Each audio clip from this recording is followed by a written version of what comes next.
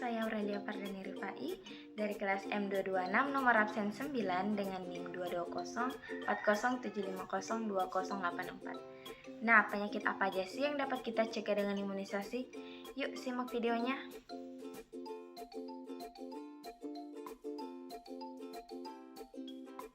Yang pertama, TBC. Nah, TBC merupakan singkatan dari tuberkulosis. Nah, tuberkulosis atau TBC merupakan penyakit menular akibat infeksi bakteri. TBC umumnya menyerang paru-paru, tetapi juga dapat menyerang organ tubuh lain seperti ginjal, tulang belakang, dan otak.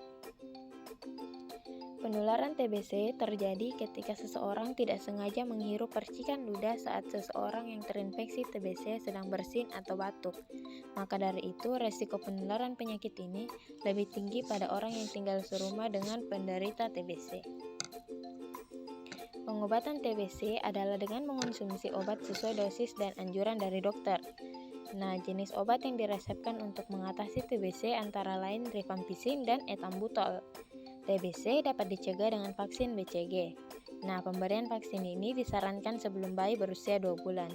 Nah, pencegahannya juga dapat dilakukan dengan menghindari kontak dengan orang yang sedang sakit dan memakai masker saat berada di tempat ramai. Nah, yang kedua, difteri.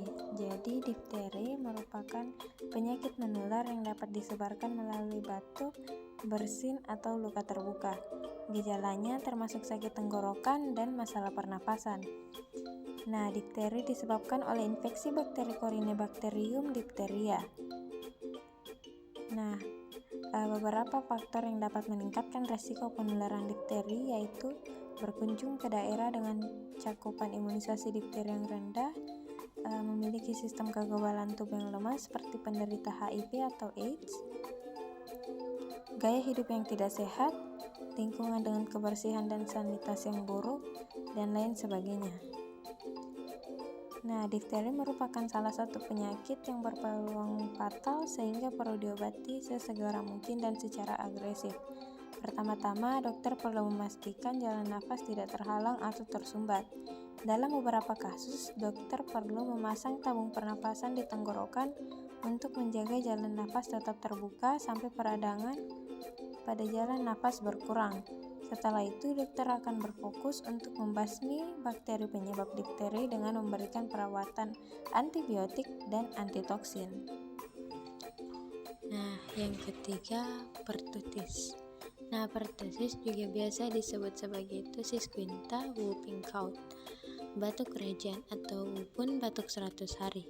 Nah, batuk kerajaan atau pertusis disebabkan oleh bakteri yang menginfeksi paru-paru dan juga saluran pernapasan. Bordetella pertussis merupakan jenis bakteri yang menjadi penyebab utama dari batuk kerajaan. Nah, yang keempat, tetanus. Tetanus adalah penyakit serius yang terjadi pada sistem saraf. Penyakit ini disebabkan oleh bakteri penghasil racun. Nah, tetanus menyebabkan kontraksi otot yang menyakitkan terutama pada rahang dan juga leher. Hal inilah yang dapat mengganggu kemampuan untuk bernapas dan akhirnya menyebabkan kematian. Nah, yang kelima adalah hepatitis B. Nah, hepatitis B adalah peradangan pada organ hati yang disebabkan oleh virus hepatitis B. Virus ini dapat menular melalui hubungan seksual atau berbagi jarum suntik. Infeksi hepatitis B umumnya tidak bertahan lama dalam tubuh penderita dan dapat sembuh dengan sendirinya tanpa diobati. Nah, kondisi ini disebut infeksi hepatitis akut atau hepatitis B akut. Nah, langkah utama untuk mencegah hepatitis B yaitu melalui pemberian vaksin hepatitis B.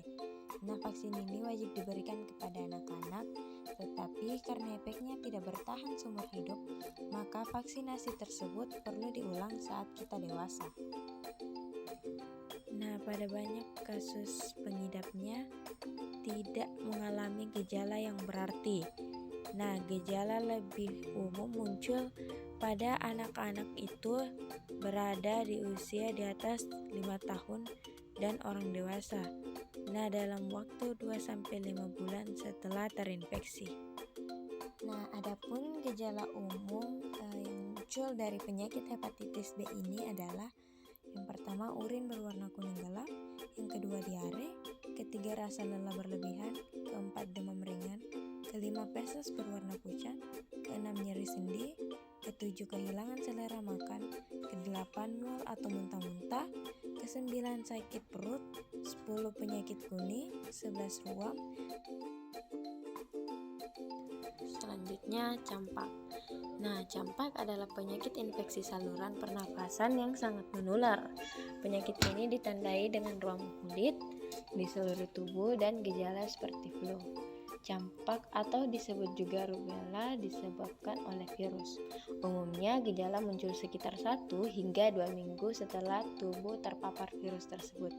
Penyakit ini paling sering terjadi pada anak-anak dan bisa berakibat fatal. Namun penyakit ini bisa dicegah dengan mendapat vaksin. Nah, beberapa faktor risiko campak yaitu yang pertama, belum mendapatkan vaksinasi.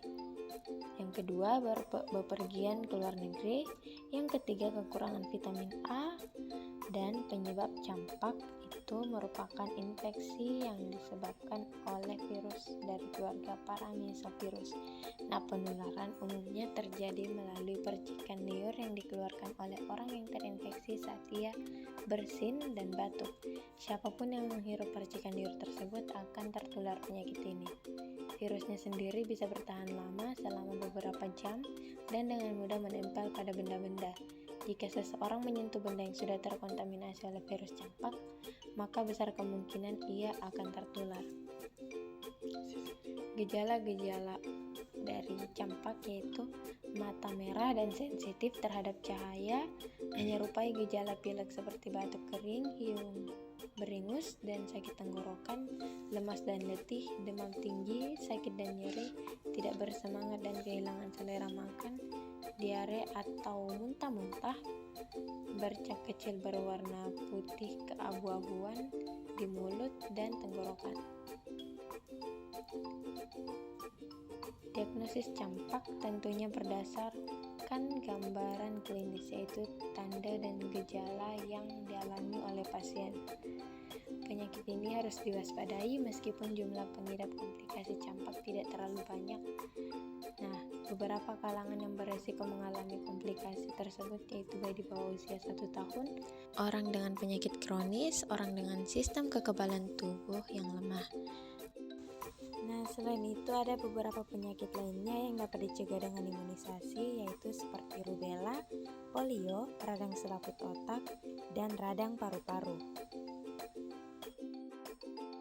Nah, jadi itu tadi penjelasan mengenai penyakit apa aja sih yang dapat kita cegah dengan imunisasi. So, teman-teman sudah tahu kan seberapa pentingnya imunisasi itu? Jadi, jangan tunda imunisasi ya, dan imunisasi tepat waktu. Bye-bye!